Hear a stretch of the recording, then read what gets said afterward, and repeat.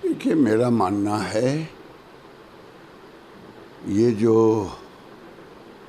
दो दीवाने, अब किस चीज़ के दीवाने हैं, दो दीवाने सत्ता के दीवाने जो बिहार में घूम घूम करके कोई एकलव्य खोज रहे हैं, कोई गाली दे रहे हैं। ये राजनीति में शब्दों के चयन का बड़ा महत्व होता है और लालू यादव जी ने भी कभी शब्दों के चयन पर नहीं जोर दिया, जो मन आया सो कहा। तो बाप पूत प्रापत थोड़ा कम से कम थोड़ा थोड़ा तो होगा ही। तो तेजस्वी यादव ने उनसे ज़्यादा गालियां देना शुरू कर दी। मैं देख रहा हूं कि ये गालियों का सिलसिला बढ़ता जा रहा है और जिन लोगों ने केस की है उनको मैं धन्यवाद दूंगा।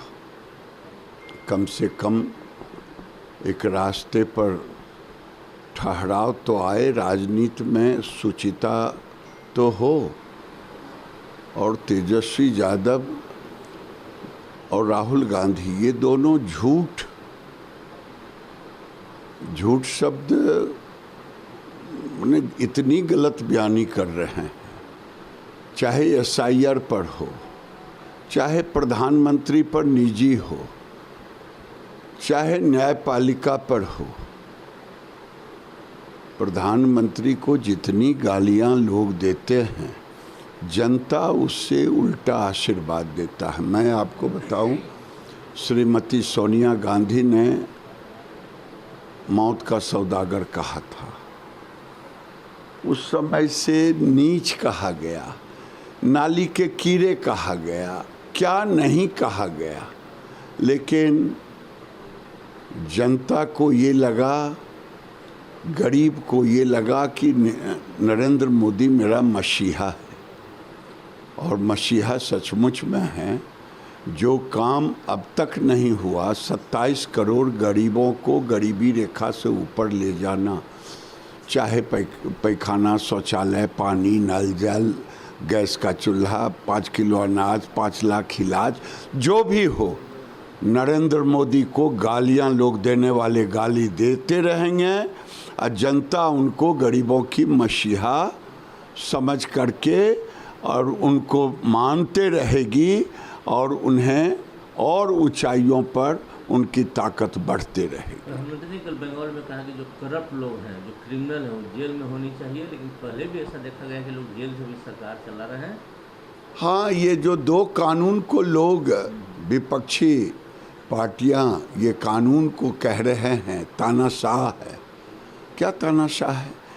जेल में रह करके आप शासन चलाएंगे? मंत्री, मुख्यमंत्री, प्रधानमंत्री तो अपने ऊपर भी लिया है कि अगर कोई 30 दिन जेल में रहता हो तो उसे इस्तीफा देना चाहिए। लेकिन निर्लज्जता की सीमा। ठीक है, अब लालू जी ने अपने परिवार में अपने को सिमटा लिया, ये भी निर्लज्जता है।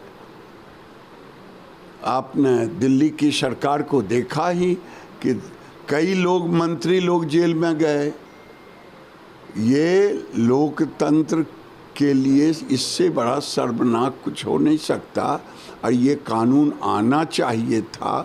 क्यों बाबा साहब अम्बेडकर ने नहीं सोचा था कि लोग इतने निर्लज्ज हो जाएंगे कि जेल जाने के बाद भी जेल से सरकार चला। लेकिन उमर अब्दुल्ला कह रहे हैं दादा कि ये जो कानून है केवल अपोजिशन के लिए है, भाजपा के लिए कानून नहीं है। ये तो उनके सिवा और कुछ बोलने का है नहीं।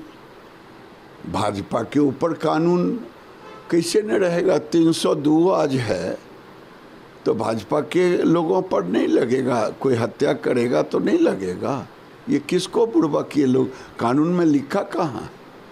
कल कोलकाता में मेट्रो का उन्होंने काम देखा, बोला। लेकिन ममता बोल रहे हैं कि ये मेरी देन है, प्रधानमंत्री इसका क्रेडिट नहीं ले। कोलकाता में कल जो मेट्रो का उन्होंने काम देखा, बोला कि मेरी देन है, पीएम इसका क्रेडिट नहीं ले। नहीं, बंगाल में सारा क्रेडिट ही उन्हीं को जाएगा। संविधान को तोड़ने का क्रेडिट उन्हीं को जाएगा, उन्हीं को जाएगा बांग्लादेशी घुसपैठियों को रेड कारपेट बिछाने का, उन्हीं को क्रेडिट जाएगा मेरी बेटियों के साथ दुर्व्यवहार दुष्कर्म करवाने का, उन्हीं के ऊपर जाएगा। हिंदुओं को मुर्शिदाबाद से जिस ढंग से मुसलमानों को सरकारी संरक्षण में मारा गया, पीटा गया, व्यभिचार किया गया, उन्हीं को क्रेडिट जाएगा। उन्हीं को क्रेडिट जाएगा जो उनके खिलाफ चुनाव लड़ेगा। सरपंच भी अगर हो गया तो उसे मार करके पेड़ में लटका दिया जाएगा, ये उन्हीं को क्रेडिट जाएगा। अमित शाह कह रहे हैं कि इस देश में दो नेता हैं, एम.के. स्टालिन अपने बेटा को सीएम और सोनिया गांधी अपने बेटा को पीएम बनाने के लिए बैठी हुई हैं। हाँ, ये बात सही है। एक नाम छोड़ दिए हैं प्रधानमंत्री ने, स्टालिन अपने बेटे को और सोनिया गांधी अपने बेटे को पीएम।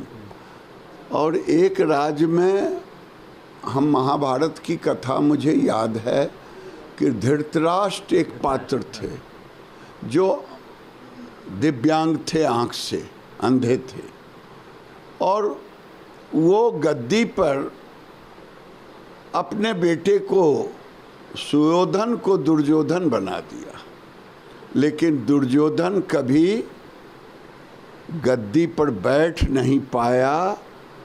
उसी तरह बिहार में भी एक धृतराष्ट्र हैं जो अपने बेटे को गद्दी पर बैठाने के लिए, सीएम बनाने के लिए शेरशाह के मकबरा तक पहुंच गए।